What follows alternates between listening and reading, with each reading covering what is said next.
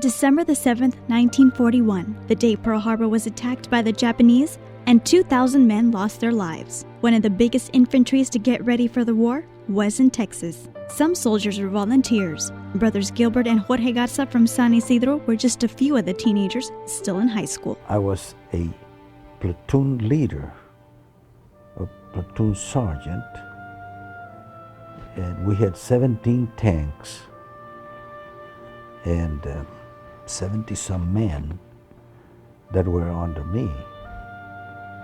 I was still not 19 years old yet. But not all soldiers are volunteers. Jorge Garza was drafted and would soon join his brother and many others in the war. I used to be a first scout. The scout is the first man that goes in the front. It was very dangerous.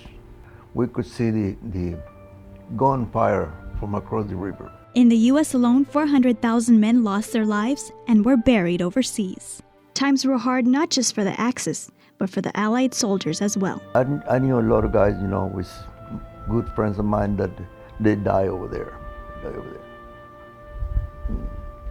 But couldn't do nothing. Those people used to pile the dead soldiers in trucks, like trucks, 2.5-ton trucks. Just pile them up, like I don't know what. That was hard, very hard. In our area, down in the San Isidro area, there were a lot of men killed. They were just killed. They didn't bring them home or do all these funeral things like this now. After the second atomic bomb in Nagasaki, Japan, Allied soldiers were still training in case they had to go to the Pacific.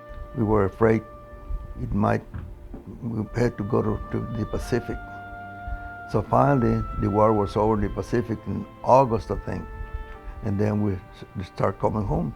The day finally came and the war in the Pacific was over, and the soldiers were able to come home. Welcomes for the soldiers were not as warm as those offered today, but these men and their bravery became a part of world history.